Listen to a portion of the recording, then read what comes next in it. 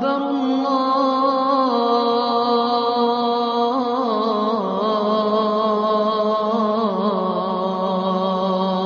أكبر. السلام علیکم ورحمۃ اللہ وبرکاتہ. آپ تمام مرد و خواتین کا میں اس گریس ایڈوکیشنل سوسائٹی کے لیکچر ہال میں تہ دل سے استقبال کرتا ہوں. اب میں آج کے ہمارے مقرر جناب اکبر بیگ صاحب سے گزارش کروں گا. ان کا عنوان ماہ رمضان کی خصوصیت. السلام علیکم ورحمۃ اللہ وبرکاتہ. ان الحمد للہ نحمده ونستعینه ونستغفره ونعوذ باللہ من شرور انفسنا ومن سیئات اعمالنا من يهده الله فلا مضل له ومن يضلله فلا هادي له واشهد ان لا اله الا الله وحده لا شريك له واشهد ان محمدا عبده ورسوله ارسله بالحق بشيرا ونذيرا وداعيا الى الله باذنه وسراجا منيرا. اما بعد، قال الله تبارك وتعالى: شهر رمضان الذي انزل فيه القرآن هدى للناس وبينات من الهدى والفرقان فمن شهد منكم الشهر فليصمه.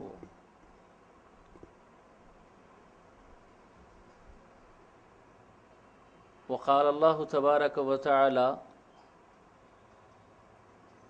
إنا أنزلناه في ليلة القدر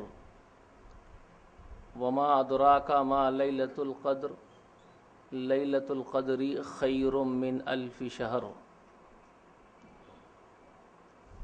ہر قسم کی تعریف، حمد و ثنا اور بڑائی و بزرگی اللہ وحدہ لا شریک کے لیے لائق و زیبہ ہے.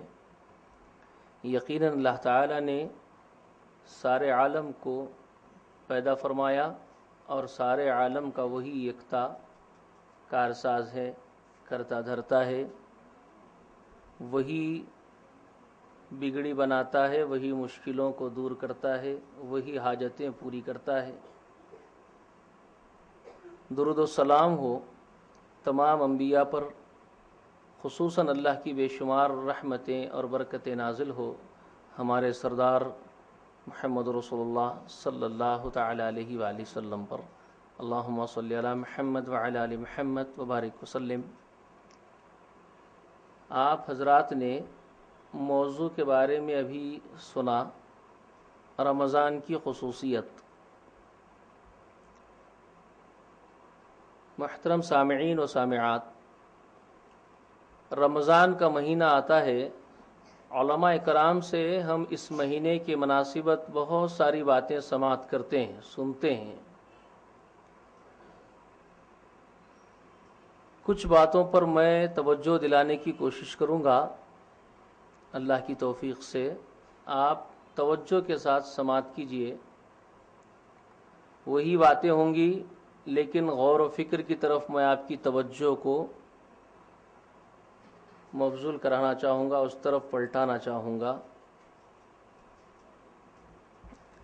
آپ دیکھیں، رمضان کی خصوصیت کے باب میں جو باتیں ہم تک پہنچتی ہیں علماء کرام الحمدللہ بیان کرتے ہیں، مگر یہ کہ ہم لوگ تدبر کتنا کرتے ہیں، غور و فکر کتنا کرتے ہیں اور کتنا اس کی گہرائی میں جا کر کے حقیقی معنی کو پہنچتے ہیں، یہ اصل بات ہے. رمضان کی فضیلت اور اس کے خصوصیات کے بارے میں جو روایات ہمارے سامنے دہرائی جاتی ہیں، رمضان کے چاند کے نظر آتے ہی جنت کے دروازے کھڑکیاں کھول دیے جاتے ہیں، جہنم کے دروازے کھڑکیاں بند کر دیے جاتے ہیں، سرکش شیاطین قید کر لیے جاتے ہیں. یہ روایت بھی ہم بار بار سنتے ہیں. رمضان کی خصوصیت اور اس کی فضیلت کے باب میں اس سے زیادہ کوئی اہمیت کی حامل اور دلیل نہیں ہو سکتی ہے کہ رب اعلیٰ و عظیم نے اس کو متعارف کروایا ہے، اس رمضان کو. رمضان کے مہینے کو خود اللہ رب کبریا نے انٹروڈیوس کروایا، اس کا نام لے کر کے اللہ تعالیٰ نے اس کی فضیلت کی طرف اشارہ کیا۔ یہ سب سے بڑی اس بات کی دلیل ہے۔ رب کبریا سورۃ البقرہ میں فرماتے ہیں شہر رمضان الذی انزل فیہ القرآن، رمضان وہ مہینہ ہے کہ ہم نے اسی مہینے میں عظیم الشان قرآن کو نازل کیا۔ پھر قرآن کو متعارف کروائے، مہینے کو متعارف کروایا تو کیا کہتے ہوئے؟ رمضان وہ مہینہ ہے، انٹروڈکشن ہو رہا ہے رمضان کا، کہ ہم نے اس میں قرآن نازل کیا ہے۔ قرآن کی وجہ سے اس کی خصوصیت کی طرف اشارہ کر دیا، انڈیکیٹ کر دیا، اور اس کا نام لے کر کے اس کو انٹروڈیوس کروا دیا۔ پھر قرآن کو انٹروڈیوس کرواتے ہوئے کیا کہتے ہیں؟ ھدی للناس وبینات من الہدی والفرقان، اور جو قرآن اس مہینے میں ہم نے نازل کیا اس کا انٹروڈکشن یہ ہے، اس کا تعارف یہ ہے کہ یہ تمام انسانیت کے لیے ہدایت ہے، اور بہت واضح اور کھلی ہوئی ہدایت ہے، اور یہ فرقان ہے۔ رمضان کے اس خصوصیت کو سمجھنے سے پہلے یہ بات سمجھنا بہت ضروری ہے کہ اس کا تعلق جس کتاب سے ہے کیا ہم نے اس کو سمجھ لیا؟ اگر ہمیں قرآن کا تعارف ہو جائے، ہم اس سے واقف ہو جائے قرآن سے، اور اس کی عظمت اور فضیلت سے واقف ہو جائیں، تو خود بخود یہ بات سمجھ میں آ جائے گی اور آیا ہو جائے گا کہ پھر رمضان کی خصوصیت کیا ہے اور کیسے اور کیوں کر ہے۔ رمضان کی خصوصیت کیوں ہے یہ بات سمجھ میں آئے گی۔ قرآن مقدس کے بارے میں جو انٹروڈکشن اللہ نے کروایا اس مہینے کا تعارف کرتے ہوئے، ھدی للناس، ہول ہیومینٹی کے لیے یہ قرآن رہبر اور رہنما ہے۔ یہاں سے ایک بات تو بالکل واضح اور عیاں ہو جاتی ہے کہ قرآن کسی ایک ریلیجن کے لیے مخصوص کتاب نہیں ہے، کسی ایک خاص طبقے کے لیے، ایک خاص مخصوص کسی ریلیجن کے لیے، ایک ذات کے لیے یہ قرآن نہیں ہے، اور نہ کسی مذہب کی جاگیر ہے۔ اللہ تعالیٰ نے اس کو متعارف کرتے ہوئے واضح فرما دیا کہ یہ ھدی للناس ہے، ہول ہیومینٹی کے لیے یہ ہدایت ہے۔ اس میں مکمل گائیڈ لائنز موجود ہے پوری ہول ہیومینٹی کے لیے، تو کسی ریلیجن کے لیے خاص نہیں کر سکتے اس کو۔ یہ قرآن ہر ایک کو دعوت دیتا ہے، چاہے امریکہ کا گورا ہو، چاہے افریقہ کا نکرو کالا ہو، چاہے ہندوستانی ہو یا سری لنکا کا رہنے والا ہو، زمین کے کسی خطے کا، کسی رنگ کا، کسی نسل کا، کسی زبان کا، کوئی بھی فرد ہو، بس اگر وہ انسان ہے تو اس کے لیے قرآن اس کو دعوت دے رہا ہے۔ اور قرآن کی فضیلت یہ ہے، اس کی شان یہ ہے کہ یہ صرف اور صرف انسانوں کے لیے ہی نہیں بلکہ جنوں کے لیے بھی ہدایت بن کر کے آیا ہے۔ قرآن مجید انسانوں کو بھی خطاب کرتا ہے اور جنوں کو بھی خطاب کرتا ہے، اسی کا کمال ہے، یہ کسی اور کتاب کا کمال نہیں ہے، یہ اسی کا شرف ہے۔ قرآن یا ایھا الناس کہہ کر کے جب انسانوں کو خطاب کرتا ہے، اے انسانوں، تو قرآن اسی طرح سے جنوں کو بھی خطاب کرتا ہے۔ یا معاشر الجن والانس، قرآن دونوں کو پکارتا ہے۔ یا معاشر الجن والانس ان استطعتم، اگر استطاعت ہے تمہارے پاس آسمانوں کے کناروں سے نکل دوڑ جانے کی، فانفذوا، تو دوڑو، لا تنفذون الا بسلطان، قرآن کہتا ہے نہیں بھاگ سکتے ہو تم۔ دونوں کو مخاطب کر کے کہتا ہے، اور دونوں مخلوقات نے اس کو قبول کیا اور اس پر ایمان لا کر کے جنت کے مستحق قرار پائے۔ جنوں میں بھی جناب محمد رسول اللہ علیہ وسلم پر ایمان لا کر کے اصحاب محمد کہلائے، اور انسانوں میں بھی رسول اللہ علیہ وسلم پر ایمان لا کر کے قرآن کو قبول کر کے اصحاب محمد کہلائے، دونوں گروہوں میں سے۔ تو قرآن تمام جن اور انس کو مخاطب کرتا ہے اور سب کی رہنمائی کرتا ہے۔ جی یہ اس کی خصوصیت ہے۔ اب آئیں آگے جو اللہ تعالیٰ نے اس کو اور متعارف کروایا قرآن کو، بینات من الہدا، اس کی رہنمائی پیچیدگیوں والی، مشکل والی نہیں ہے، جلدی سمجھ میں نہیں آئے کسی کو، بڑی پیچیدگی والی باتیں ہیں، گول مول باتیں ہیں، ایسا کچھ نہیں ہے۔ بینات من الہدا، بالکل واضح اور کھلی کھلی ہدایات اس کے اندر موجود ہے، جو ہر ایک کے لیے سمجھنے میں آسانی ہو جاتی ہے، کسی کے لیے دشواری اور تکلیفیں نہیں ہیں، بڑی آسانی سے عام فہم انداز میں ہر عام آدمی بھی، انسان اور جن، اس کی ہدایات کو بخوبی سمجھ سکتا ہے۔ اس کو اللہ نے خود آسان کر دیا ہے۔ اسی بات کو سورہ قمر میں اللہ نے بڑی وضاحت کے ساتھ بیان کیا، وَلَقَدْ يَسَّرْنَا الْقُرْآنَ لِلذِّكْرِ فَهَلْ مِن مُدَّكِرٍ۔ اللہ فرماتے ہیں ہم نے یقیناً اس قرآن کو سمجھنے کے لیے بہت آسان کر دیا ہے، آسان تر کر دیا گیا ہے۔ تو ہے کوئی نصیحت پکڑنے والا جو اس پر غور کرے، نصیحت اخذ کر لے اور صحیح اعمال کر کے ہماری رضا کو حاصل کر سکے؟ ہے کوئی؟ تو آگے آئیں، قرآن دعوت دے رہا ہے، آگے آئیں، قبول کریں۔ ہر ایک انسان کو بھی اور جن کو بھی قرآن بلا رہا ہے۔ جنہوں نے قبول کیا، قرآن مقدس میں سورہ احقاف میں اور سورہ جن میں اللہ رب کبریا نے اس بات کی بھی خبر دی کہ وادی نقلہ میں آپ علیہ الصلوۃ والسلام کی تلاوت کو جنہوں نے سنا اور اپنے معاشرے میں جا کر کے جو کچھ انہوں نے اپنے لوگوں کو دعوت دی، اس کا ذکر اللہ تعالیٰ نے قرآن مقدس میں سورہ احقاف اور سورہ جن میں اللہ نے کیا ہے۔ نہ صرف ایمان لائے بلکہ مبلغ بھی بنے، جن ایمان بھی لائے اور مبلغ بھی بنے، اس کے تبلیغ بھی کی، انہوں نے اس کی دعوت بھی دی اس کی طرف قوم کو۔ تو یہ وہ قرآن ہے جو تمام تر انسانوں اور جناتوں کے لیے نازل کیا گیا آسمان سے، ٹھیک ہے، اور بہت واضح ہے۔ پھر اس کا ایک اور تعارف اللہ نے جو کروایا، اس کو والفرقان کہا، اور یہ فرقان ہے۔ یہ فرقان لفظ کو سمجھنے کے لیے تھوڑا گہرائی میں جانا پڑے گا۔ کیا معنی ہے فرقان کا؟ ایک تو قرآن کو جو اللہ نے کہا ہدی للناس، انسانوں کے ہدایت کے لیے ہے، تو کیا کوئی دوسری آسمانی کتاب کو اللہ تعالیٰ نے ہدی للناس نہیں کہا؟ ایک سوال یہ ہے، سوال آنا چاہیے نا، تبھی تو سوال اصل میں علم کی کنجی ہے۔ سوال پیدا ہوگا تو غور و فکر پیدا ہوگا، تدبر پیدا ہوگا انسان کے اندر۔ تو سوال یہ آئے گا کہ کیا صرف واحد اللہ تعالیٰ نے قرآن ہی کو ہدی للناس کہا، انسانوں کے لیے ہدایت ہے کہا، یا اس سے پہلے کی کچھ کتابیں آسمانوں سے نازل ہوئیں ان کو بھی یہ لقب دیا گیا ہے؟ تو کیا جواب ہوگا؟ جی نہیں، صرف قرآن نہیں۔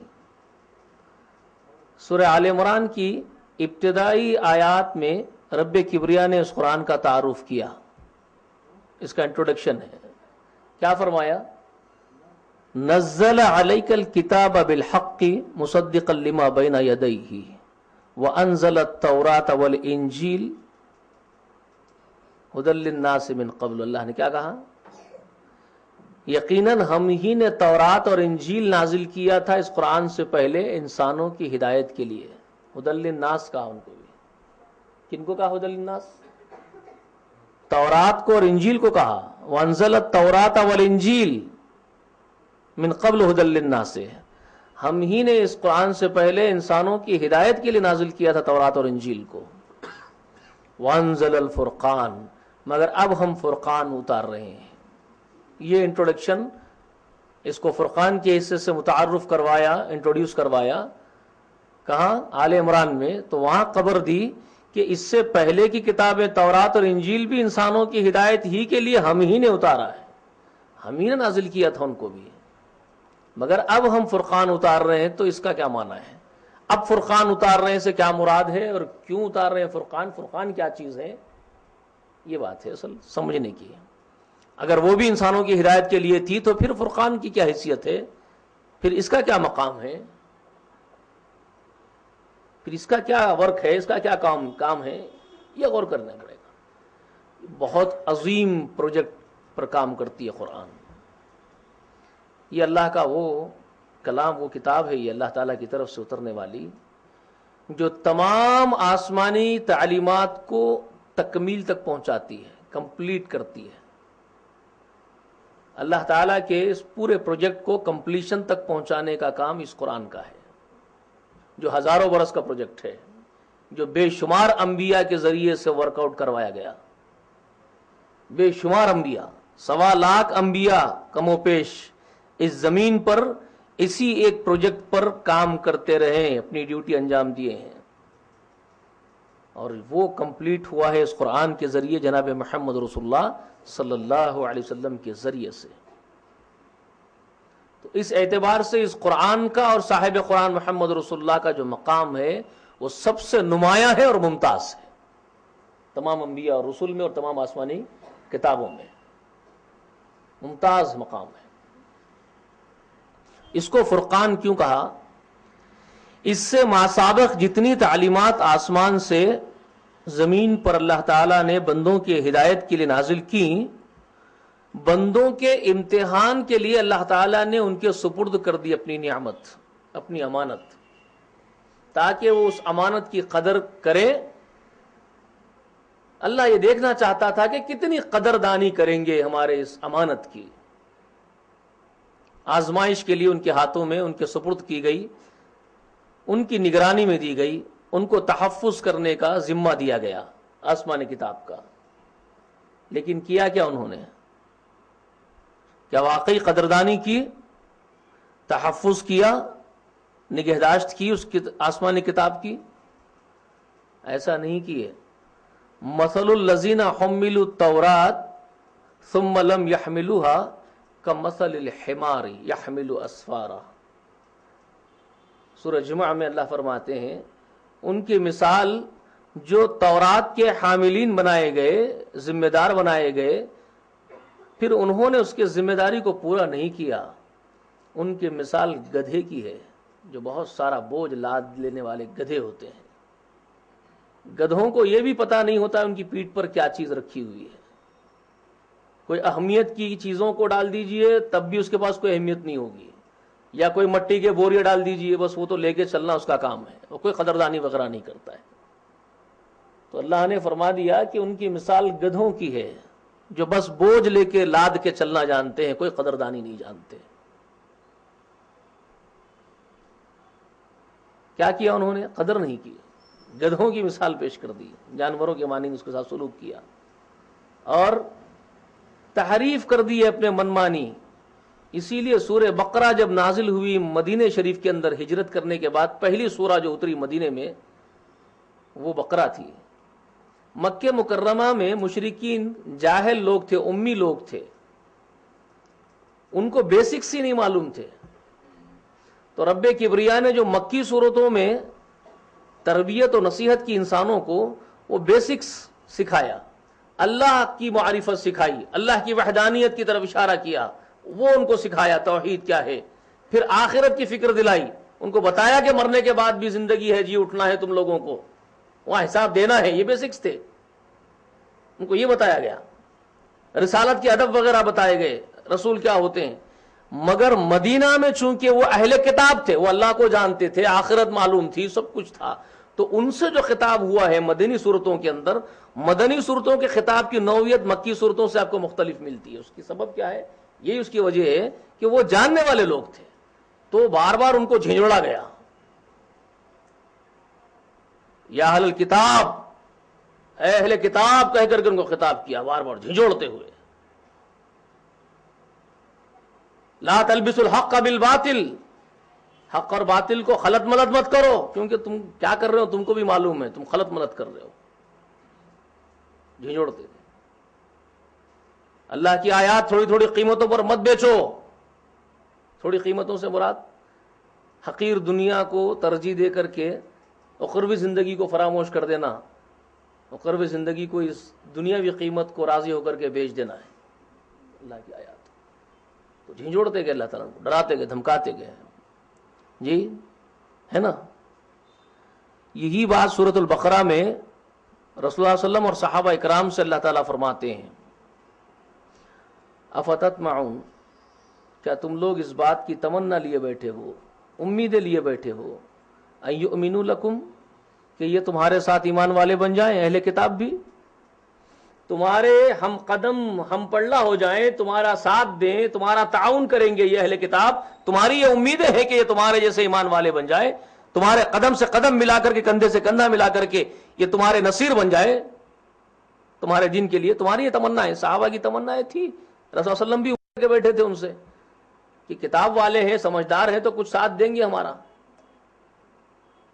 مسلمان بھی امید لگائے، رسول اللہ علیہ وسلم بھی امید لگائے ہوئے تھے کہ کچھ تو ساتھ دیں گے، یہ اہل سمجھدار لوگ ہیں، کتاب کو جانتے ہیں تو کچھ باتیں سمجھیں گے. لیکن اللہ نے کہا ایسا نہیں ہے.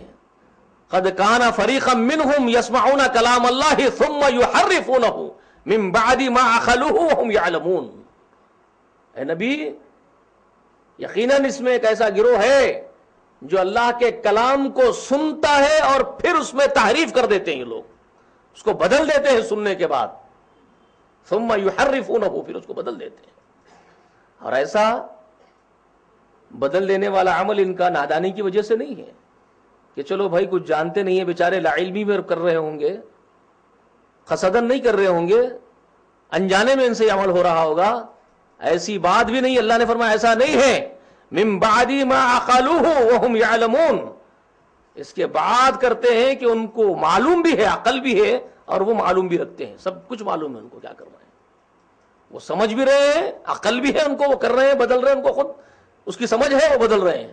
اور وہ عمدن بدل رہے ہیں، ان کو معلوم ہے بدلنا ہے اس لیے بدل رہے ہیں. اپنے نفسانی خواہشات کو مقدم رکھتے ہوئے بدل رہے ہیں، پورے علم اور عقل کے ساتھ بدل رہے ہیں. ایسا نہیں ہے. تو یہ یہودیوں کی صفت تھی. علم آنے کے بعد، عقل رکھنے کے بعد بھی دنیا کو ترجیح دیتے تھے اور اللہ تبارک و تعالیٰ کی تعلیمات کو بدلنے کی کوشش کرتے تھے، حماقت کرتے تھے، اپنے مرضی کے مطابق اس کو ڈھالنا چاہتے تھے. اللہ کے رسول صلی اللہ علیہ وسلم نے فرمایا تھا تم یہود و نصارہ کی مشابہت کرو گے، قیامت کے قریب تم یہود و نصارہ کے ایسے مشابہ ہو جاؤ گے، ایسے مشابہ ہو جاؤ گے جیسے ایک جوتی دوسرے جوتی کی مشابہ ہوتی ہے. ایک جوتی دوسرے جوتی کے مشابہ ہوتی ہے. ایک ڈائی میں کٹنگ ہوتی ہے نا، مکمل ایک ہی ڈائی کی کٹنگ ہوتی ہے، ایگزیکٹلی ملتی ہے، میچ ہوتی ہے پوری. تو اللہ کے رسول فرمائے کہ بالکل تم ویسے ہی میچ کرو گے یہود و نصارہ کے اعمال سے، ان کے افعال سے، ان کی کرتوتوں سے، ایگزیکٹلی. یہی وہ دور ہے. آج بھی ایسے ہی ہو رہا ہے. علم والے بڑے بڑے یونیورسٹیوں سے پڑھ کے آ رہے ہیں، بیرونی ممالک سے جہاں اسلام کے مراکز ہیں، وہاں سے تعلیم حاصل کر کے آنے کے بعد بھی نفسانی خواہشات کو مقدم کرتے ہوئے اللہ تعالیٰ کی کتاب کے ساتھ اور اللہ کے دین کے ساتھ کھلواڑ کیا جا رہا ہے. منمانی تحریف اور تعویلات کیے جا رہے ہیں اور دنیا مقدم کی جا رہی ہے. بڑے بڑے اس میں موجود ہیں. ان کی غیرت مر گئی ہے، حمیت مر چکی ہے. یہ منصبوں کو، عہدوں کو اس قدر محبوب رکھنے والے دنیا پرست لوگ ہیں کہ اللہ کے دین کو بدلتے ہوئے، اس کے ساتھ کھلواڑ کرتے ہوئے ان کی غیرت غالب نہیں آ رہی ہے.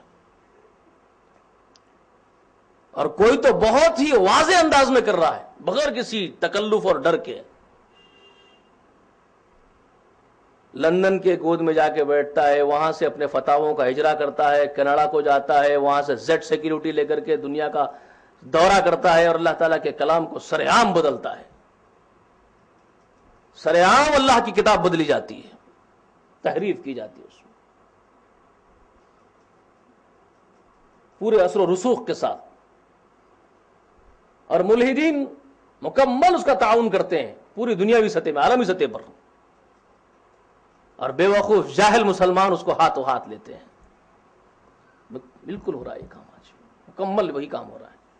تو خیر، یہ اس دور میں آپ صلی اللہ علیہ وسلم کے دور میں جو ان کا عمل تھا کتاب کو بدل دینے کا، تو اس کو اللہ کے رسول صلی اللہ علیہ وسلم کو اللہ تعالیٰ نے بتایا کہ دیکھو تمہاری یہ امیدیں بس امیدیں ہی ہیں، ورنہ ایسا ہونے والا کچھ نہیں ہے کہ تمہارا ساتھ دیں گے یہ اہل کتاب، یہ تو اللہ کی کتاب کو سن کے بدل دیتے ہیں، جان بوجھ کے بدل دیتے ہیں۔ تو بدل دیا انہوں نے، تو اللہ نے ان کے ہاتھوں میں دیا تھا تحفظ کرو، نگرانی کرو، تمہاری آزمائش تھی اس کے اندر، مگر بدل دیا، منمانی کر دی، تحریف کر دی۔ تو رب کبریا نے چونکہ اللہ تعالیٰ 50,000 برس پہلے اس کائنات کے مقدر کو لکھ دیا ہے، ہر ایک دور لکھا ہوا ہے، آدم علیہ السلام کا دور پہلا ہوگا تو محمد رسول اللہ کا آخری ہوگا، یہ سب کچھ کتاب میں طے ہے، لکھا ہوا ہے۔ اللہ نے اس سے پہلے کی کتابیں ان کے ہاتھوں میں دی تاکہ ان کے اوپر حجت پوری کر دی جائے، آزمائش ہو جائے۔ اس کے بعد جب قرآن کا مقدر تھا جو اس کو اللہ نے طے کر دیا تھا، لکھ دیا تھا کہ یہ سب سے آخر میں نازل ہوگی اور اس کا پروٹیکشن خود ہمارا ہوگا، جب یہ نازل ہوا تو اللہ تعالیٰ نے اس بات کی خبر دے دی لوگوں کو، اِنَّا نَحْنُ نَزَّلْنَا الذِّكْرَ وَإِنَّ لَهُ لَحَافِظُونَ، اس کو ہم نے نازل کیا ہے تو اب اس کا پروٹیکشن بھی ہمارے ذمہ داری میں، اس کو ہم پروٹیکٹ کریں گے، اس کا تحفظ ہم کریں گے، اب تمہارے ہاتھوں میں نہیں دیا جائے گا، دیکھ لیا گیا تم کیا کرتے ہو۔ تب اللہ تعالیٰ نے سورہ آل عمران میں اس کا تعارف کرتے ہوئے کہا اس کے بعد، انزل التوراۃ والانجیل من قبل ھدی للناس، ہم ہی نے تورات و انجیل کو اس سے پہلے نازل کیا انسانوں کی ہدایت کے لیے، اب ہم وانزل الفرقان، اب ہم فرقان اتار رہے ہیں۔ اب یہ ثابت کر دے گا کہ تمہارا گھسیٹ ملایا ہوا گھٹیا کلام کیا ہے اور حقیقی اللہ کا کلام کیا ہے، یہ اس میں فرق کر کے رکھ دے گا فرقان، یہ سچ کو سچ کر دے گا اور جھوٹ کو جھوٹ، حق کو حق اور باطل کو باطل کر دے گا۔ یہ ہے فرقان جس کو ہم اب نازل کر رہے ہیں۔ اور پھر اس کے نزول کے بعد جو کنڈیشن لگایا گیا، ان الذین کفروا بآیات اللہ ولہم عذاب شدید واللہ عزیز ذو انتقام، یہ کنڈیشن بڑا سخت ہے۔ یہ جو قانون بنایا گیا، ایکٹ ہے قانون کی، بڑی خطرناک دفعہ ہے یہ جس کو اللہ نے بیان کر دیا۔ اب جو بھی ہمارے اس فرقان کا انکار کرے نازل کردہ کا، جو بھی انکار کرے ہمارے اس فرقان کا، تو سخت ترین شدید ترین عذاب دیا جائے گا، عذاب شدید کا، اور اس سے انتقام لیا جائے گا۔ اللہ اکبر، بہت بڑی بات ہے، انتقام لیا جائے گا۔ وہ اللہ زبردست انتقام لینے والا ہے، وہ پھر انتقام لے گا۔ تو یہ ہے قرآن کا معنی فرقان جس کو اللہ نے بیان کیا۔ ھدی للناس تو وہ بھی تھیں، لیکن رکھا نہیں گیا اس کو ھدی للناس کی حیثیت سے، باقی اب نہیں رہی وہ ھدی للناس۔ تو اگر اب کوئی یہ کہے کہ ہم بائبل یا انجیل کو پیش کرتے ہیں ہدایت کے لیے، یا کوئی تورات کو پیش کرتے ہیں، نہیں ہے وہ اب ھدی للناس، بدل دی گئی ہیں تمہاری جانب سے۔ تو اس کے بعد یہ فرقان اتار دیا گیا ہے جو حق کو حق اور باطل کو باطل کر دے، اب یہ ھدی للناس ہے۔ یہ ہے اس قرآن کا انٹروڈکشن۔ اور اس کے بارے میں پھر جو کنڈیشن لگایا گیا وہ ہے قرآن مقدس میں، آپ سورہ انعام میں پڑھتے ہیں،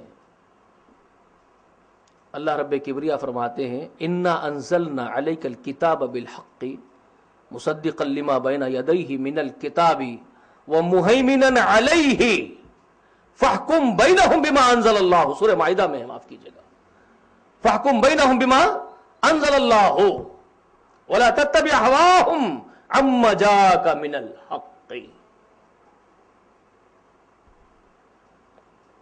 یہ بڑا کنڈیشن سخت ہے، اللہ تعالیٰ فرمائے یقین اللہ تبارک و تعالی نے اے نبی آپ پر ایک کتاب حق کے ساتھ نازل کر دی ہے جو تمام آسمانی کتابیں جتنی اتری ہیں آسمان سے ان سب کی تصدیق کرتا ہے، اور نہ صرف ان کی تصدیق کرتا ہے، وَمُهَيْمِنًا عَلَيْهِ، ان تمام آسمانی کتابوں کی تعلیمات کی نگہبانی کرتا ہے۔ کون؟ یہ قرآن، تمام آسمانی کتابوں کی نگہداشت کرتا ہے، نگہبانی کرتا ہے، تحفظ کرتا ہے یہ قرآن آسمانی کتابوں کا، مہیمنن علیہ، ان سب پر نگہبان ہے یہ۔ فاحکم بینہم بما انزل اللہ، اب نبی کو جو حکم دیا جا رہا ہے کہ اب زمین کی پشت پر، زمین کی پیٹھ پر جو بھی قانون بنے گا، جو کانسٹیٹیوشن بنے گا، جو دستور بنے گا، جو حکم فیصلہ کیا جائے گا، وہ صرف اور صرف اللہ کے نازل کردہ اسی قرآن کے ذریعے ہوگا، اسی کے ماتحت ہوگا۔ پوری زمین کی پیٹھ پر، پوری زمین کی پشت پر جو بھی قانون بنے گا، جو کانسٹیٹیوشن بنے گا، جو دستور بنے گا، جو ججمنٹس ہوں گے، جو عدلیہ قائم ہوگی، فاحکم بینہم بما انزل اللہ، جو اللہ نے نازل کر دیا اس کے مطابق، ولا تتبع هواهم عما جاءك من الحق، اور اے نبی محمد صلی اللہ علیہ وسلم آپ زمین پر بسنے والوں کی خواہشوں کی پیروی ہرگز نہیں کریں، جبکہ حق آپ کے پاس ہم نے اتار دیا ہے، حق کے آنے کے بعد، ہماری جانب سے حق کے آ جانے کے بعد آپ زمین والوں کی خواہشوں کی پیروی نہیں کریں گے۔ یہی فیصلہ ہے، اٹوٹ فیصلہ، یہ ہے اس قرآن کا مقام اور مرتبہ، کہ پوری کائنات کے لیے، ہول یونیورس کے لیے اب یہ عدالت ہے، یہ قانون ہے، یہ کانسٹیٹیوشن ہے، دستور ہے، اس کے مطابقت میں عمل کیا جائے گا، اس کی مخالفت پر عذاب شدید سے دوچار کیا جائے گا۔ یہ وہ قرآن ہے، یہ اس کا انٹروڈکشن ہے جو اللہ نے کروایا، ٹھیک ہے نا میرے بھائی؟ تو اس قرآن کو اللہ نے نازل کیا ہے اس مہینے رمضان میں، تو اس رمضان کو اللہ تبارک و تعالی نے ایک اسپیشلٹی عطا کر دی تمام تر مہینوں کے اندر۔ کیا سبب ہے کہ رمضان کے چاند کے نظر آتے ہی جنت کے دروازے کھول دیے جا رہے ہیں، شیاطین قید کر لیے جا رہے ہیں؟ شیطان مردود انسان کا ابتدائی دشمن ہے، ازلی دشمن ہے نا؟ اس میں کوئی دو رائے ہے کسی کو نہیں ہے، اہل کتاب کو بھی دو رائے نہیں ہے، ان کے پاس بھی تعلیمات موجود ہے، شیطان آدم سے لے کر اب تک دشمن ہے انسان کا، کسی کو اختلاف نہیں ہے۔ اس نے قیامت کی صبح تک کے لیے مہلت طلب کر لی ہے، کہ قیامت تک مہلت دے دی گئی ہے اس کو کہ تو بھٹکا سکتا ہے انسانوں کو، جو تیری مانیں گے تو سمیت جہنم میں ٹھوس دیے جائیں گے، تم سب سے میں جہنم کو بھر دوں گا، اللہ نے کہہ دیا۔ اب احسان عظیم کو دیکھیے، سب کتابوں کے نازل ہو جانے کے بعد جو سب سے اخیر میں مہیمنن اتاری گئی، تمام آسمانی کتابوں کی نگہبان کتاب فرقان کو نازل کر دیا گیا، اور جس مہینے میں یہ فرقان نازل کیا گیا وہ مہینے کو اللہ تعالیٰ نے اس بات کے لیے منتخب کر لیا کہ اس ایک مہینہ اس رزیلے کو باندھ دو، یہ ایک مہینہ اس ذلیل کو باندھ دو، میرے بندوں کے دشمن کو باندھ دو۔ کیوں باندھو؟ کیوں باندھو؟ اس لیے کہ جو کتاب میں نے نازل کی ہے اس مہینے میں، میرے بندوں کو پورا پورا موقع ملے اس کتاب کو سمجھنے کا۔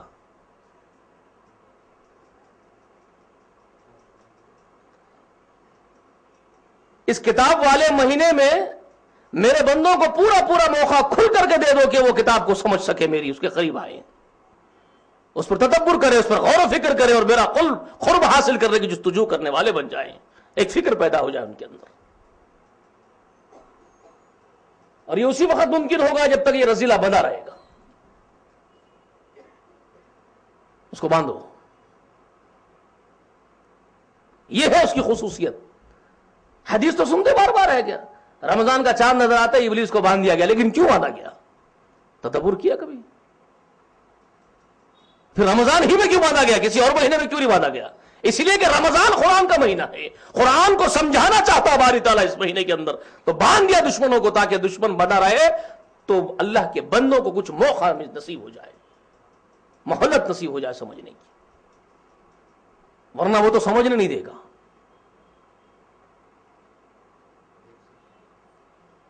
لیکن بعض لوگ ایک سوال کرتے ہیں، منکرین حدیث بھی یہ سوال پوچھتے ہیں، بھائی جب شیاطین بند ہے تو پھر لوگ آوارہ گردی کیوں کر رہے ہیں؟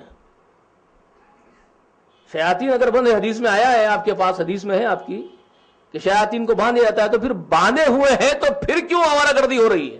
پھر کیوں نماز نہیں پڑھی جا رہی ہے؟ پھر کیوں مسجد کی طرف رخ نہیں کر رہے بعض مسلمان؟ تو پھر اس سے وہ مشکوک کر دیتے حدیث کو، نہیں یہ سب حدیثوں میں ایسی باتیں صرف آتی ہیں، نہیں، غلط بات ہے۔ اس کا جواب بہت سادہ سا ہے بابا، انسانی فطرت سے کوئی بالاتر ہے نہیں ہے۔ نیچر میں، فطرت میں یہ چیز رکھی ہوئی ہے کہ وہ ماحول سے متاثر ہوتا ہے، انسانی فطرت ماحول سے متاثر ہوتی ہے، تو اس کے اثرات کو ضائع ہونے میں وقت درکار ہوتا ہے۔ صحبت کے اثرات جب مرتب ہوتے ہیں تو وہ صحبت کے اثر کے ضائع ہو جانے کے لیے وقت درکار ہوتا ہے۔ یہ انسانی نیچر ہے، فطرت ہے، نیچر کے خلاف تو نہیں جاؤ گے نا تم۔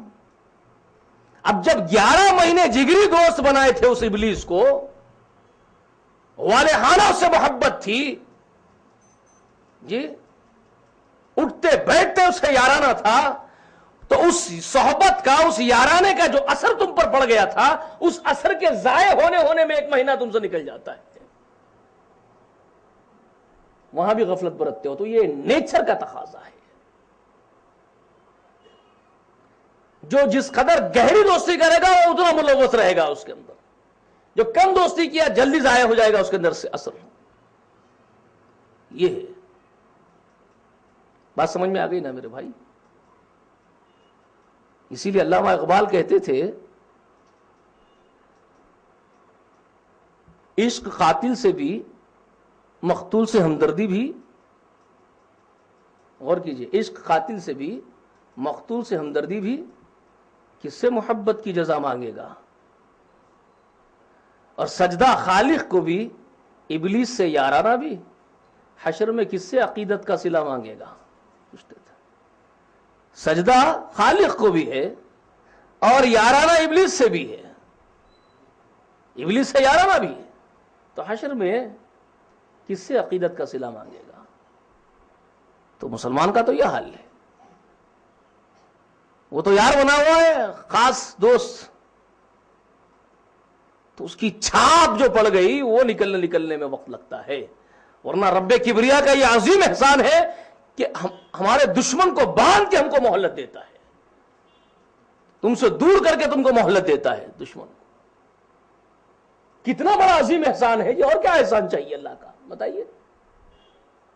اس نے مہلت طلب کی، قیامت تک اس کو مہلت دی گئی، پھر انسانوں پر یہ ہمدردی بھی ہو رہی ہے خالق کی طرف سے کہ 1 مہینہ اس کو باندھ کے رکھو اور پھر مہلت دو میرے بندوں کو سمجھنے کی۔ کتنی بڑی ہمدردی ہے۔ جس مہینے میں ہم نے ہمارے کتاب کو نازل کیا ہے اس مہینے میں ان کو مہلت دو کہ کتاب کو سمجھے، ہماری قریب آئیں۔ اور اسی مہینے کا انتخاب کیا گیا ہے روزوں کے لیے۔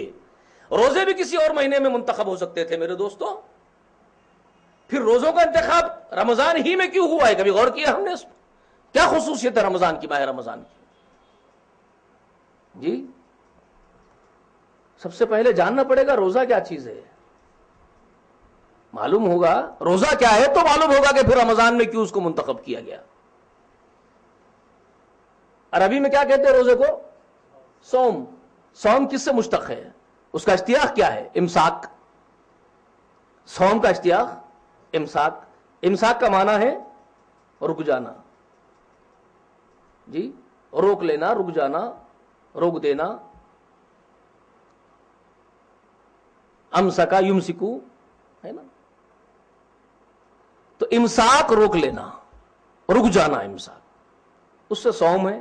کن چیزوں سے رکنے کو روزہ کہتے ہیں؟ کب سے کب تک رکنے کو روزہ کہتے ہیں؟ جی کن چیزوں سے رکنے کو کہتے ہیں؟ پہلا سوال، رک جانا، کن چیزوں سے رک جانا جس کو صوم کہا جائے گا؟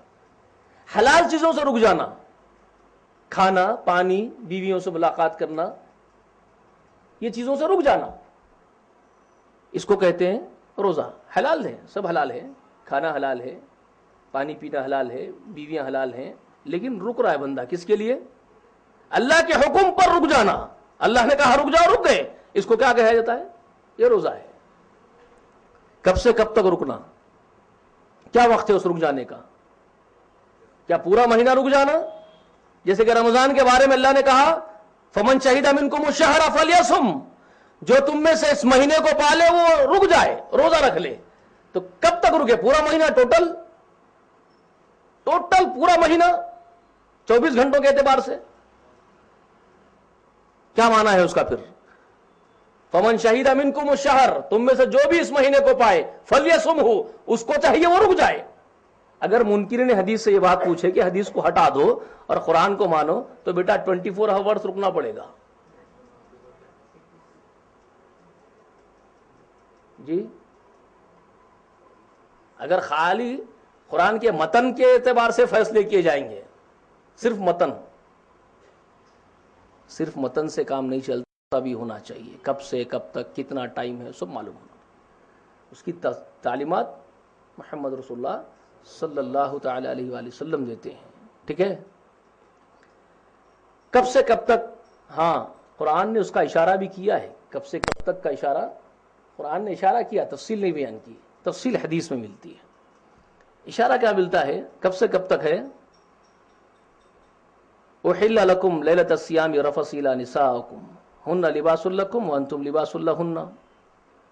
اللہ تعالیٰ اس آیت میں فرماتے ہیں کہ رمضان کی راتوں میں تم آزاد ہو، رمضان کی راتوں میں تم آزاد ہو، اپنی بیویوں سے ملاقاتیں کر سکتے ہو، مل سکتے ہو، اللہ نے جو مقدر میں اولاد لکھی ہے اس کو تلاش بھی کر سکتے ہو. اس کے ساتھ ہی بھی فرمایا وَكُلُوا وَاشْرَبُوا حَتَّى يَتَبَيَّنَ لَكُمُ الْخَيْطُ الْأَبْيَضُ مِنَ الْخَيْطِ الْأَسْوَدِ مِنَ الْفَجْرِ. یہ بھی اشارہ اللہ نے کر دیا. یہاں تک کہ تم راتوں میں بیویوں سے ملنے کے علاوہ کھا بھی سکتے ہو، پی بھی سکتے ہو. کھانے پینے کی بھی اجازت ہے تم لوگوں کو، کھانے پینے کی بھی اجازت راتوں میں ہے. کب تک؟ یہاں تک کہ صبح فجر کا سفیدہ اندھیرے سے چھٹ کر کے تم کو نمایاں نظر نہ آ جائے، اس وقت تک. کیا فرمائے؟ صبح فجر کا سفیدہ، صبح فجر کا سفیدہ اندھیرے سے چھٹ کے نمایاں نہ ہو جائے، اس وقت تک کھانے پینے کی اور بیویوں سے ملنے کی اجازت دے دی گئی. ٹھیک ہے، یہ قرآن کہتا ہے. پھر ثم اتموا الصیام الی اللیل، پھر روزے کو پورا کرو رات تک. الی اللیل، لیل کہتا ہے قرآن. لیل سے کیا مراد ہے؟ فجر کے صبح سے کیا مراد ہے؟ یہ سب تعلیمات کون دیں گے؟ اس کے مدرس کون ہے؟ محمد رسول اللہ صلی اللہ تعالی علیہ وآلہ وسلم ہیں. فجر کے صبح کے فجر کے واضح ہونے سے مراد کیا ہے؟ محمد صلی اللہ علیہ وسلم کیا اس کا طے کرتے، تعین کرتے؟ ذرا دیکھیے. عبداللہ ابن عمر رضی اللہ تعالی عنہما بیان فرماتے ہیں کہ رمضان کے لیے اللہ کے رسول 2 مؤذن رکھتے تھے. رمضان کے لیے 2 مؤذن، بلال رضی اللہ تعالی عنہ ایک اور عبداللہ ابن ام مکتوم رضی اللہ تعالی عنہ ایک. 2 فجر کی اذان کے لیے 2 مؤذن صبح کے لیے. کیوں 2 مؤذن تھے؟ اس کی وضاحت ہے. عبداللہ ابن عمر کہہ رہے ہیں کہ جب بلال اذان دیتے تھے تو رسول اللہ صلی اللہ علیہ وسلم ہم سے کہتے کہ دیکھو بلال اذان دے رہا ہے تو تم کھانا چھوڑ کے مت اٹھ جاؤ. بلال اذان دے رہا ہے تو کھانا چھوڑ کے ایک دم سے مت اٹھ جاؤ، کھا لو. اس لیے کہ بلال کی اذان اس بات کا انڈیکیٹ ہے کہ اب وقت سحر ختم ہونے کو ہے. اب وقت سحری کا وقت ختم ہونے کو ہے، نماز کا وقت شروع ہونے کو جا رہا ہے. اس بات کا انڈیکیٹ کرنے کے لیے بلال اذان دیتا ہے. رسول اللہ علیہ وسلم کہتے تھے تو تم بلال کی اذان پر جھٹ سے مت اٹھ جاؤ، کھانا چھوڑ کے کھا لو. اور جب ام مکتوم اذان دینے لگ جائے تو پھر کھانا مطلقاً مت کھاؤ، سیدھے نماز کو آؤ. کیونکہ ام مکتوم اذان دیتا ہے نماز کو بلانے کے لیے، اب نماز کو آ جاؤ، تو وہاں کھانا حرام ہو گیا تمہارے لیے. یہ تعین کیا رسول اکرم صلی اللہ علیہ وآلہ وسلم نے. اچھا، اب ایک سوال ہے کہ پھر ان دونوں کی اذان میں گیپ کتنا تھا؟ ظاہر بات ہے تو معلوم ہوگا کہ سحر کا وقت کب تک ہے، نماز کب ہے. گیپ معلوم ہونا چاہیے نا. کتنا گیپ ہے دونوں کی؟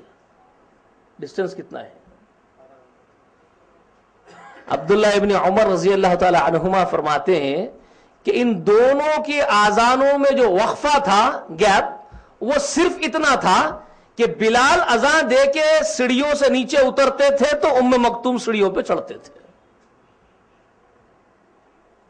کیا کہہ رہے ہیں؟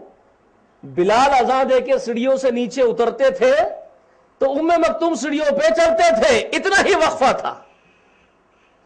تو کب تک کھا رہے تھے لوگ صحابہ کرام؟ آزان، نماز کی آزان ہونے کے قریب تک، بس نماز پڑھنے کے بالکل قریب تک. یہ سحر کا وقت تھا رسول اللہ کے زمانے کا. سمجھ میں آئی بات؟ سمجھ میں آ گئی نا بات اب آپ کو؟ کب تک ہے وقت سحر؟ وقت سحر فجر کی نماز کے ابتدائی وقت کے بہت قریب تک ہے کہ کسی کے لیے اتنا ہی وقفہ کہ سیڑھی ممبر کی چڑھ کے کوئی اترے اور کوئی چڑھ جائے، بس ایک آدمی اترے دوسرا آدمی چڑھ سکے، اتنا ہی وقفہ نماز اور سحر کے درمیان کا. یہ روایت صحیحین بخاری اور مسلم میں. ٹھیک ہے، کتنا قریب ہے؟ سمجھ میں آ گئی نا بات؟ یہاں سے رکنا ہے فجر سے. فجر سے رکنا ہے، حلال چیزوں سے، کھانے سے، پینے سے، بیویوں سے ملنے سے رکنا ہے. کب تک رکنا ہے؟ اللہ فرماتے ہیں ثم اتموا الصيام الى الليل، پھر رات تک روزے کو پورا کرو. لیل، اب لیل سے مراد کیا ہے؟ پورا اندھیرا ہو جانے تک. کیا مراد ہے لیل سے؟ اس کی تعلیم بھی محمد رسول اللہ علیہ وسلم دیتے ہیں اس سے کیا مراد ہیں. صحیح بخاری میں صحابی رسول اللہ کے ساتھ سفر کر رہے تھے تو فرماتے ہیں کہ اللہ کے رسول صلی اللہ علیہ وسلم نے مجھ سے کہا، سفر کے دوران میں روزے سے تھے آپ صلی اللہ علیہ وسلم، تو مجھ سے کہتے ہیں آدمی اترو میرے لیے ستو گھولو، میں افطار کرنا چاہتا ہوں.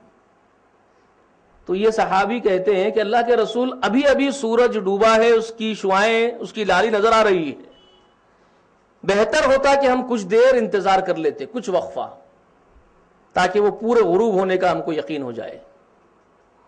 یہی ان کا منشا تھا کہنے کا. صحیح بخاری کی روایت ہے. تو انہوں نے کہا رسول اللہ سے، رسول اللہ ہم تھوڑی دیر ٹھہر جاتے تو اچھا ہے، ابھی سورج غروب ہوا ہے. تو اللہ کے رسول نے کہا، ارشاد فرمایا اتر اور ستو گھول. جیسے ہی سورج غروب ہوا روزے دار افطار کر لیا. ٹھہرنا کی اجازت نہیں میری شریعت کے اندر، کوئی انتظار وغیرہ وغیرہ نہیں. کچھ دیر ٹھہرتے تو اچھا تھا، خیالی پلاؤ پکانے کی جگہ نہیں ہمارے پاس. سورج ایسے ہی غروب ہوا افطار کر لیا روزے دار نے. اللہ کے رسول نے کہا بس ختم. تو کب تک ہے رکنا؟ غروب آفتاب تک رکنا ہے. کب سے؟ طلوع فجر سے لے کے غروب آفتاب تک. حلال چیزوں سے رک جانے کو کیا کہتے ہیں اسلام میں؟ روزہ. یہ ہے صوم، یہ ہے صوم. اس صوم کو اللہ نے رمضان میں فرض کیا. فمن شہد منکم الشہر فلیصمہ، جو تم میں سے رمضان کے مہینے کو پائے اس پر روزے فرض ہیں. کیوں بھائی؟ اور جنت کے دروازے کھول دیے جا رہے ہیں، اس سے کیا مراد ہے؟ کبھی غور کیے جی؟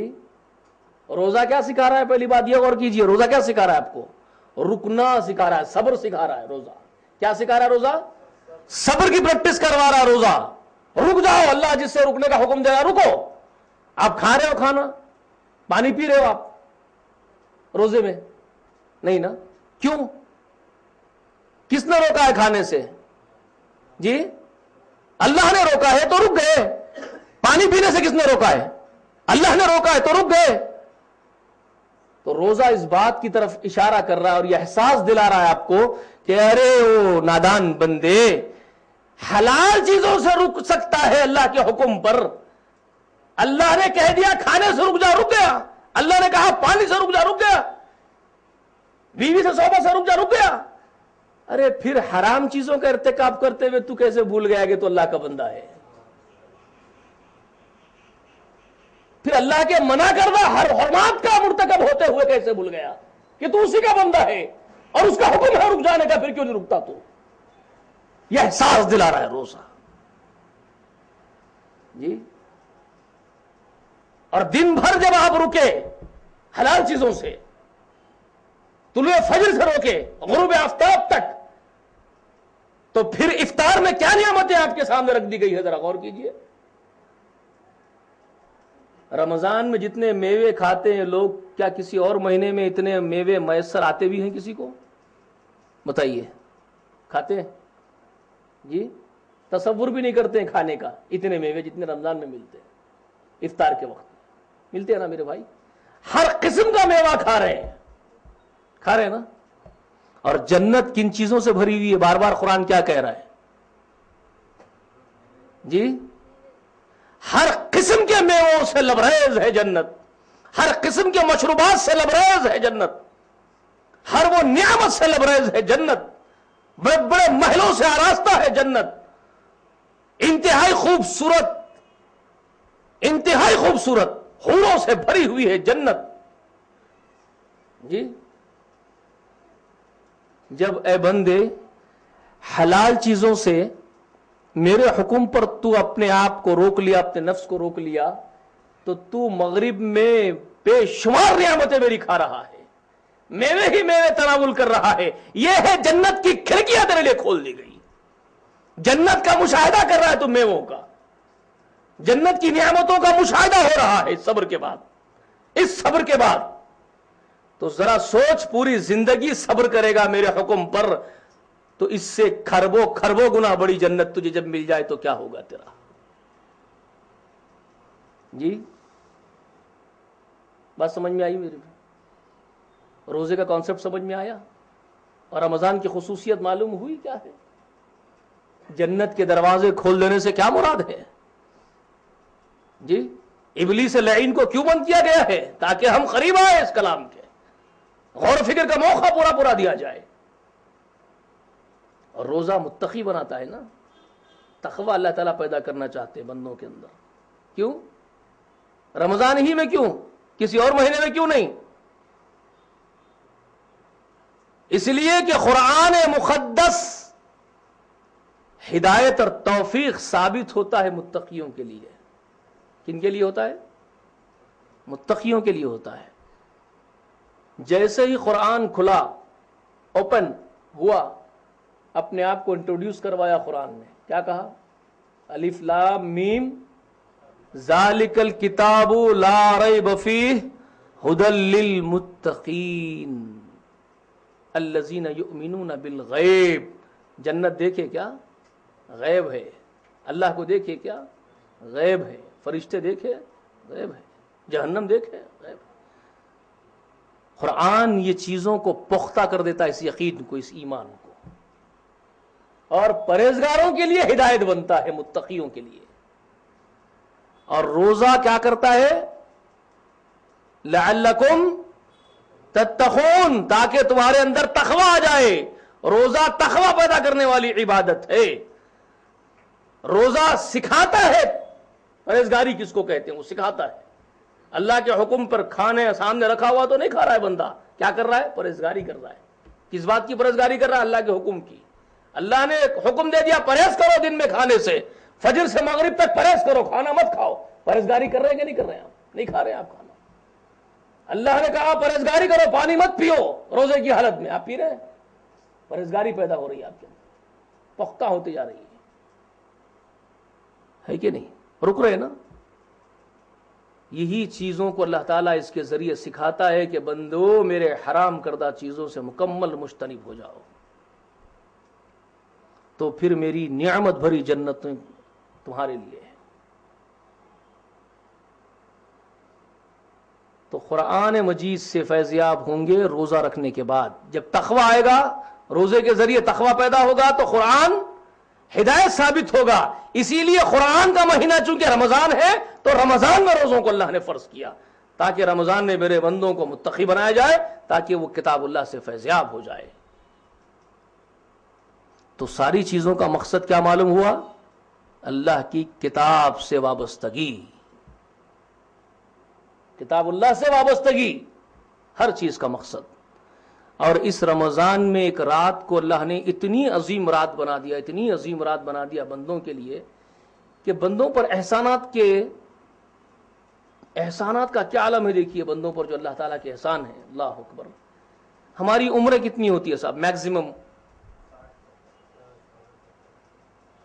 ایک ایوریج ہے ہماری عمر کا 63 سال۔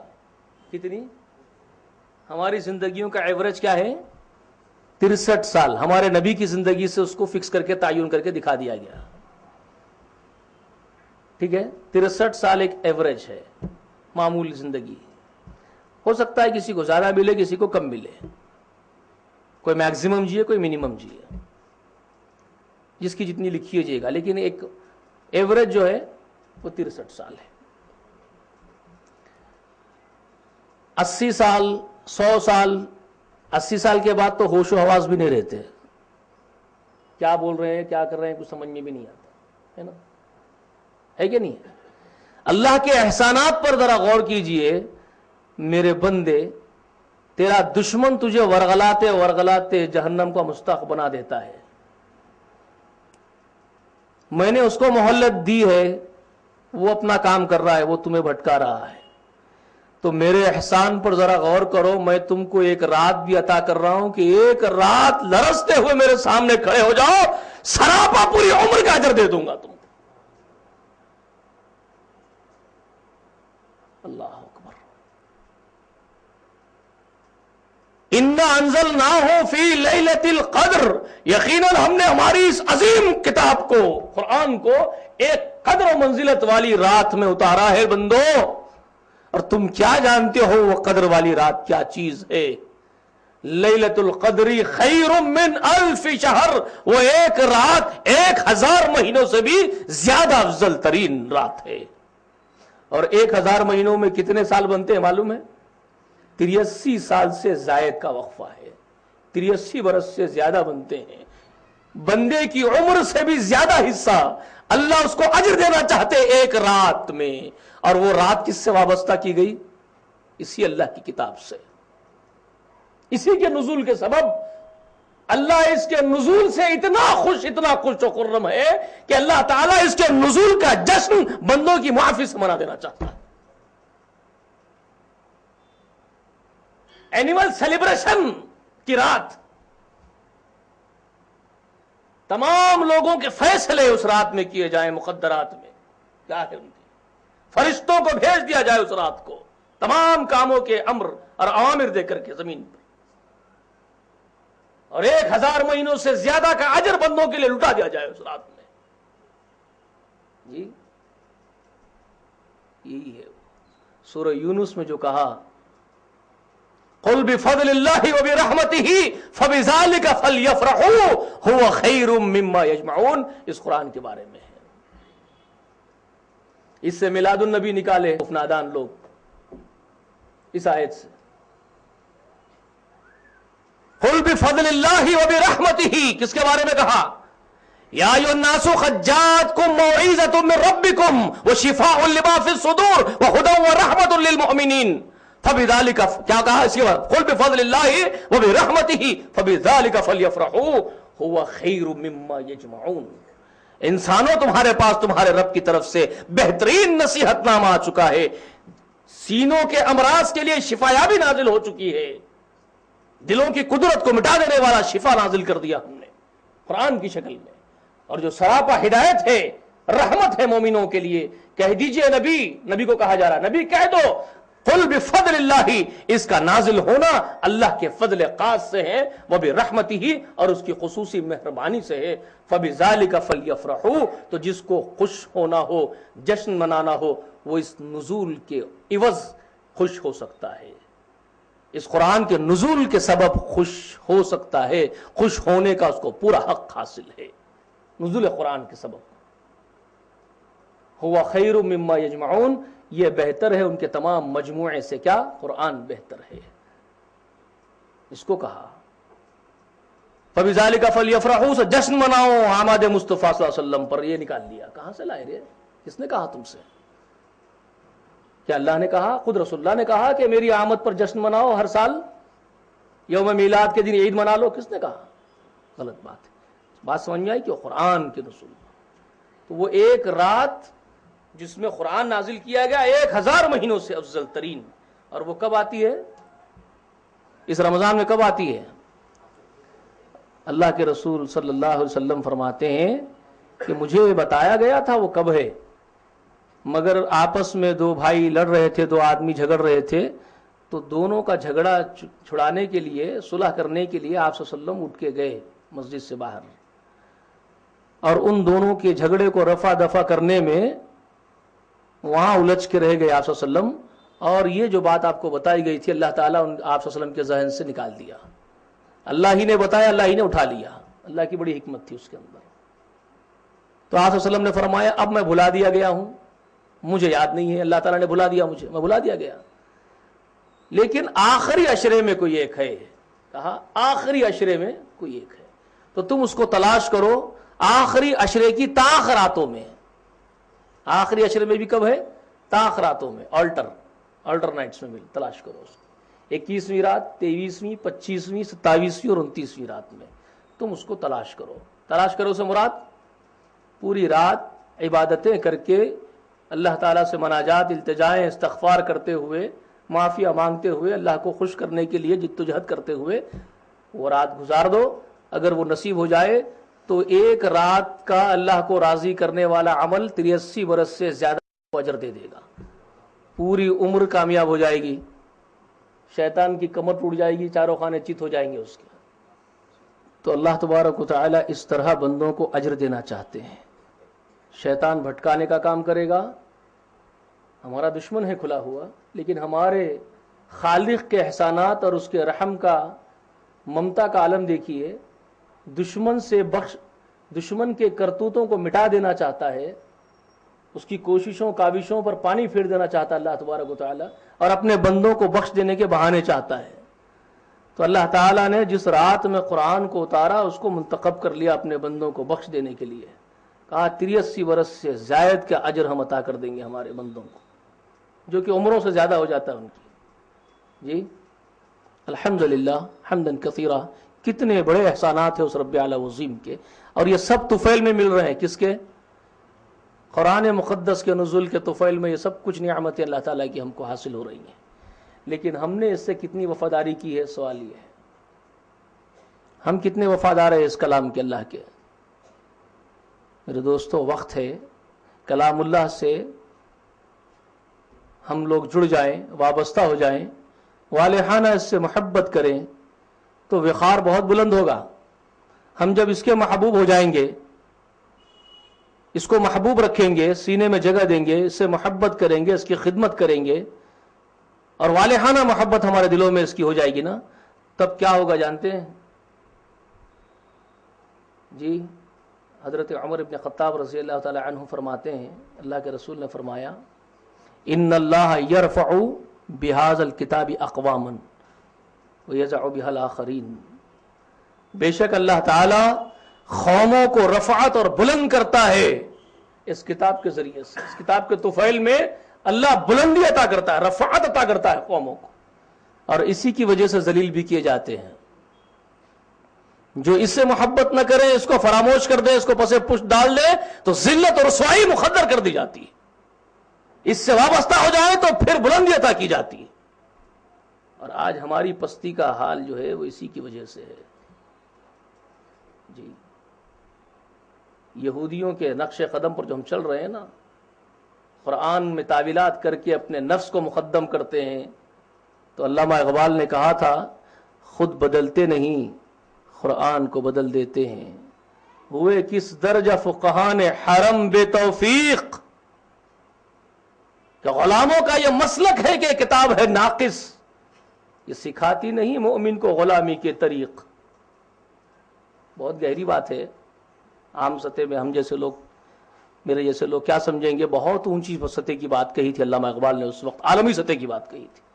خود بدلتے نہیں قرآن کو بدل دیتے ہیں، ہوئے کس درجہ فقہان حرم بے توفیق. حرم کے پاسباں جو بنے ہوئے ہیں، کتاب اللہ کی عدالت، اس کے قانون کو ساری زمین کی پشت پر نافذ کرنے کا جن کو ذمت سونپا گیا، جو اتھورائزڈ بنائے گئے تھے امپلیمنٹیشن آف قرآن کے پوری ٹوٹل ارتھ پر، دیکھیے ان کی روزمرہ کی شب و روز کی زندگی کیا حال ہے. کیا ہو گئے وہ، اللہ نے کیا بنایا تھا ان کو. تو علامہ اقبال نے اس کا جائزہ لیتے ہوئے کہا خود بدلتے نہیں قرآن کو بدل دیتے ہیں، ہوئے کس درجہ فقہاء نے حرم بے توفیق، فقہ کے نام پر، فہم کے نام پر، تشریحات کے توضیحات کے نام پر قرآن کو بدل دیا، اس کے اصل مطالبے کو بدل دیا۔ جو مطلوب تھا قرآن کو، وہ مطلوب شدہ جو شے تھی، اس شے کو اس کے مقام سے ہٹایا گیا فہم کے نام پر، فقہ کے نام پر۔ تو فقہاء نے حرم کی اس بے توفیقی کا انہوں نے نقشہ کھینچا۔ آج نہیں پیدا ہوئے ایسے، بے شمار ہیں جو معنوی تحریفات کرتے ہیں فقہ کے نام پر، نفس کو مقدم رکھتے ہوئے۔ انسٹالمنٹ کی گاڑی تو ہونا ہے میرے کو بھی نا، کیا کروں گا، مجھے بھی انسٹالمنٹ کی گاڑی چاہیے نا، نئی شو روم کی کنڈیشن اے سی گاڑی چاہیے مجھے، تو کیا کروں گا، جائز ہے، انسٹالمنٹ پر گاڑی لے سکتے ہیں۔ ابے ملے تو سعودی میں پڑھ کے آیا ہے، وہاں کا انسٹالمنٹ اور یہاں کا انسٹالمنٹ زمین و آسمان کا فرق ہے۔ اگر وہاں کے علماء نے انسٹالمنٹ کو جائز قرار دیا ہے تو وہ صرف اور صرف قسطوں کو جائز قرار دیا ہے، جبکہ ہندوستان کی قسطیں، ان کی شرائط، ان کے کنڈیشنز مکمل انٹرسٹ پر ہوتے ہیں۔ اور تو وہاں پڑھ کے وہاں کے عالم کا فتویٰ یہاں آ کے دے گا، کیونکہ تجھے چاہیے اصل میں گاڑی نا، تجھے پھرنے کے لیے چاہیے ایئر کنڈیشن گاڑی۔ خود بدلتے نہیں قرآن کو بدل دیتے ہیں، ہوئے کس درجہ فقہاء نے حرم بے توفیق۔ اور کیجیے آپ، اور غلامی میں لگے ہوئے ہیں۔